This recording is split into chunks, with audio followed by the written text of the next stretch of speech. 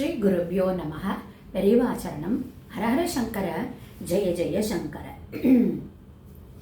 இந்த 6ஆம் தேதி அமாவாசையிலிருந்து அடுத்த நாள், அதுலேருந்து பிரதமையிலேருந்து ஆஷாட நவராத்திரி, குப்த நவராத்திரின்னு சொல்கிறா, வாராகி நவராத்திரின்னு சொல்கிறா. ரொம்ப விசேஷமான வருஷத்தில் 4 விதமான நவராத்திரிகள் கொண்டாடப்படுறதில் இந்த ஆஷாட நவராத்திரியும் ரொம்ப முக்கியமாக கொண்டாடப்படுகிறது.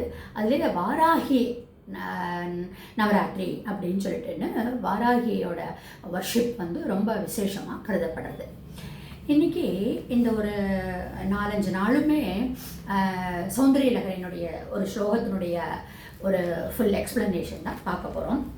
ஒரு ஸ்லேடை ஸ்லோகம், தாசோகம் அப்படிங்கிறதுலேருந்து சோகத்திற்கு அப்படின்னு 6வது பகுதி பேஜ் நம்பர் 958 971 வரல எடுத்துட்டுருக்கேன். சௌந்தரியலகரியினுடைய 22வது ஸ்லோகத்தை தான் பெரியவா இந்த டாப்பிக்கில் சொல்கிறான். அதாவது ஒரு ஸ்லேஷ் அலங்கார்னு சொல்லுவாள். அலங்கார் அப்படின்னா அந்த பொயட்டிக் பியூட்டி, ஒரு முக்கச்சந்திர அந்த மாதிரிலாம் நம்ம பார்த்துருக்கோம் இல்லையா, ஓமானம் ஓமேயம் அப்படின்லாம் சொல்கிறோம் இல்லையா, அது மாதிரி இது ஸ்லேஷ் அலங்காரம்னு சொல்லுவாள். அதாவது ஒரு வார்த்தைக்கு ஒரு வேர்டுக்கு 2-3 மீனிங் இருக்கும், மேக்ஸிமம் 2 மீனிங் இருக்கும். ஸோ அந்த 2 மீனிங்லேயும் இன்டர்பிரேட் பண்ணுற போச்சே அது எப்படி மாறுறது, அது எப்படி தாசோகத்திலிருந்து சோகத்துக்கு கொண்டு வருது. சோகம்னா சேட்னஸ், அந்த சேட்னஸ் சொல்லலை, சோ அகம் அப்படிங்கிறத தான் பெரியவா இந்த ஸ்லோகத்தில் சௌந்தரியனுடைய ஸ்லோகத்தில் எக்ஸ்பிளனேஷனாக கொடுக்குறா. ஸோ என்னென்னா, துவைத்த பக்தியிலிருந்து இருந்த பக்தியையும் சக்தியையும் ஞானமையும் மிக்ஸ் பண்ணி அத்வைத்த நிலைக்கு தூக்கி விடுறது தான் இந்த ஸ்லோகத்தினுடைய ஒரு தன்மையாக இருக்குது அப்படின்னு சொல்கிறான் பெரியவா. என்னங்கிறத பார்ப்போம். ஸ்லோகம் முதல்ல பார்த்துடலாம்.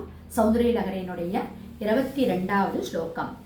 பவானி துவம் தாசே மயி விதர திருஷ்டிம் ச கருணாம் இதி ஸ்தோத்தும் வாஞ்சன் கதயதி பவானி துவம் இதி யஹ ததைவ துவம் தஸ்மை திசசி நிஜ சாயுஜ்ய பதவிம் முகுந்த பிரம்மேந்திர ஸ்புடமகுட நீராஜிதபதாம் அப்படின்னு அந்த ஸ்லோகம் வருது.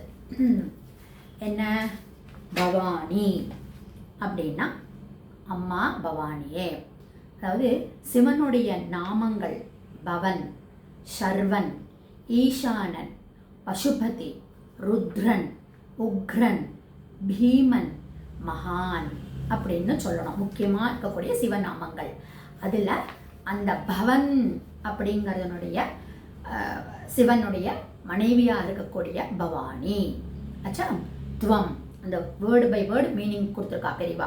ஸ்லோகம் பவானி துவம் தாசே மயி விதர இப்போ படித்தோம்.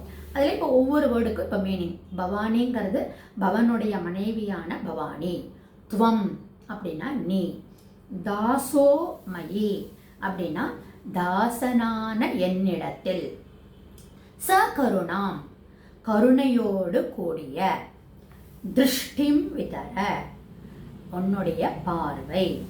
அதாவது அம்மா பவானியே, அடிமையான என்மேல் உன்னுடைய அருள் பார்வையை வீசுவாயாக அப்படின்னு வருது. இதி அப்படின்னா என்று. யஹ எவன் ஒருவன். அந்த எவன் ஒருவன் அப்படிங்கிறது யாராக வேணா இருக்கலாம். பணக்காரனாக இருக்கலாம், ஏழையாக இருக்கலாம், அந்த பக்திக்கு பாத்திரனாக இருக்கலாம், அபாத்திரனாக இருக்கலாம், யாராக வேணாக இருக்கலாம். யாராக வேணாக இருந்து விட்டு போகட்டும். யஹ அப்படின்னா ஹூம் சோவர் இட் மே கன்சர்ன்னு சொல்கிறோம் இல்லையா, அந்த மாதிரி யாராக இருந்தாலும் அவன் அம்பாளை ப்ரே பண்ணுற போச்சே அம்பாளுடைய கடாட்சம் வேண்டி ப்ரே பண்ணுறான்.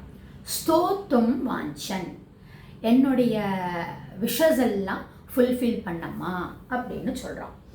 ஸோ கடாட்ச பிரார்த்தனையாக இந்த 2 லைனில் பவானி துவம் தாசே மயி விதர திருஷ்டிம் ச கருணாம் இதி ஸ்தோத்தும் வாஞ்சன் கதயதி பவானி துவம் இதி யஹ அப்படின்னு இந்த 2 லைனுக்கு எவனோ ஒருவன், home shower it may be, கருணை கடாட்சமாக இருக்கக்கூடிய அம்மா உன்னுடைய திருஷ்டியை என் மேல் படர விடம்மா, உன்னுடைய கருணை கூடிய திருஷ்டியை என் மேலே அருள் பண்ணும்மா. பவானி பவனுடைய மனைவி அப்படின்னு இந்த ஃபஸ்ட்டு 2 லைனுடைய மீனிங். நாளை மீதியாக பார்க்கலாம்.